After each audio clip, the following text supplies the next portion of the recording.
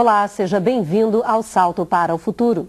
Hoje, no segundo programa da série Educação e o Mundo do Trabalho, vamos discutir educação e trabalho na perspectiva dos sujeitos sociais. São nossos convidados o diretor do Centro Intercâmbio, Informações, Estudos e Pesquisas, em São Paulo, Sebastião Lopes Neto, o superintendente de operações do Senac Rio, Orlando Tomé Cordeiro, e a coordenadora geral de qualificação da Secretaria de Políticas Públicas do Emprego do Ministério do Trabalho, Eunice Léa de Moraes.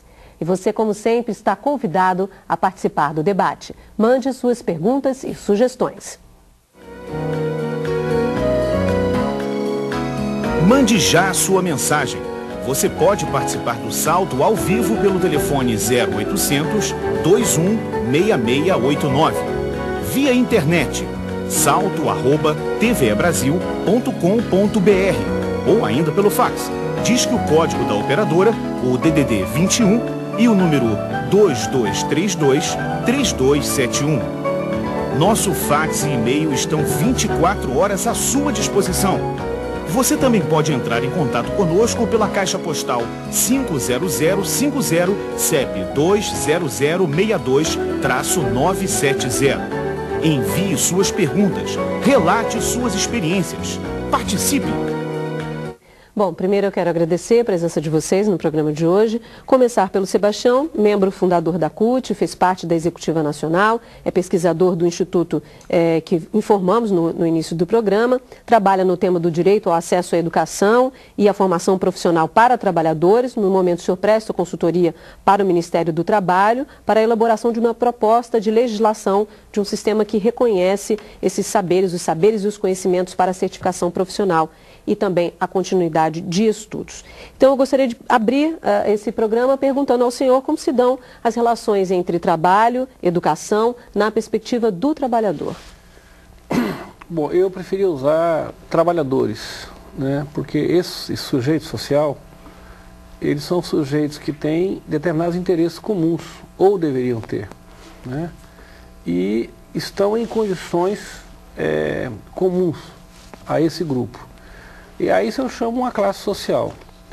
O problema é que o Brasil ele tem algumas questões estruturais herdadas da sua história que conformaram uma situação muito difícil que nós chegamos, que é uma contradição aberta com a competitividade que esse país tem, com a posição dele da economia, que é um país que foi construído sob a escravidão, um país construído sob a propriedade privada da terra, e um país construído em não democracia, né? Então nós fomos para a democracia do século XX, tivemos muito pouca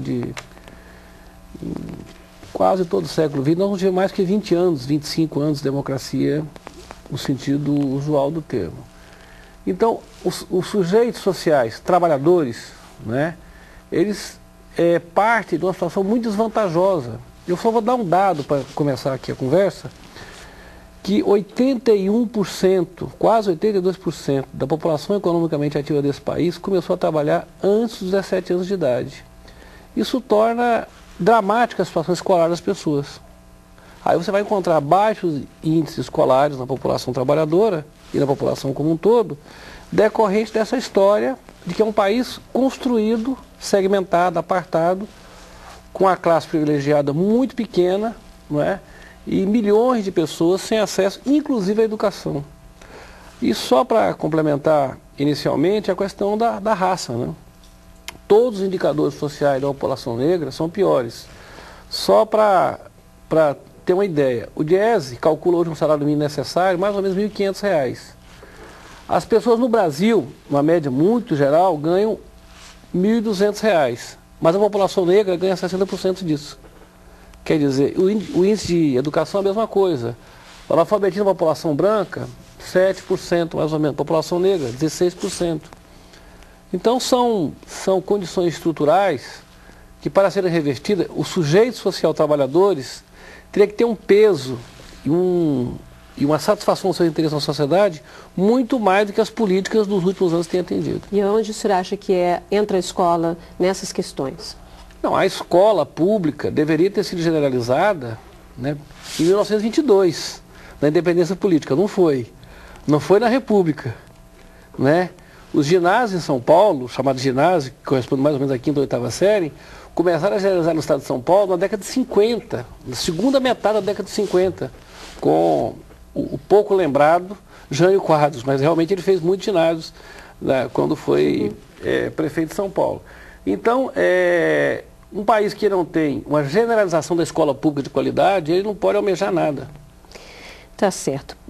Orlando Tomé Cordeiro é engenheiro, foi diretor da UNE, presidente do Sindicato de Trabalhadores em Processamento de Dados do Estado do Rio e também diretor do DIES. No SENAC Rio de Janeiro, liderou a implantação do Centro de Educação para o Trabalho e a Cidadania. Como superintendente de operações, é responsável pela liderança das equipes gestoras das 53 unidades operativas da organização. Então, a mesma questão, só que de um outro ponto de vista, que é o ponto de vista do empregador. Qual é o papel do empregador nessa relação entre educação e trabalho? Bom, queria primeiro dar boa noite aos colegas aqui de mesa, você, Bárbara, a todos os telespectadores, agradecer o convite, a oportunidade para o SENAC do Rio de Janeiro, poder falar um pouco para os professores e para os telespectadores em geral dos nossos pensamentos e participar desse debate tão importante no cenário atual.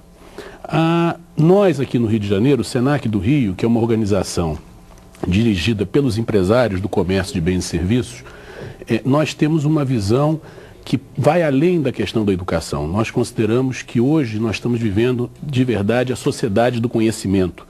Então nós consideramos que o princípio para nós é nós sermos uma organização de conhecimento. Então o papel da educação, na sua relação com o mundo do trabalho, do ponto de vista dos empregadores, eu diria que parte dessa premissa, nós precisamos construir conhecimento. A construção do conhecimento é base fundamental, tanto do ponto de vista do acesso ao mundo do trabalho, ao mercado de trabalho, como a construção de um país mais competitivo. O que nós esperamos, portanto, dos trabalhadores e dos processos produtivos? Que as pessoas, de modo geral, possam continuar aprendendo permanentemente. Quais os dados que nós temos hoje? Nós falamos muito no Brasil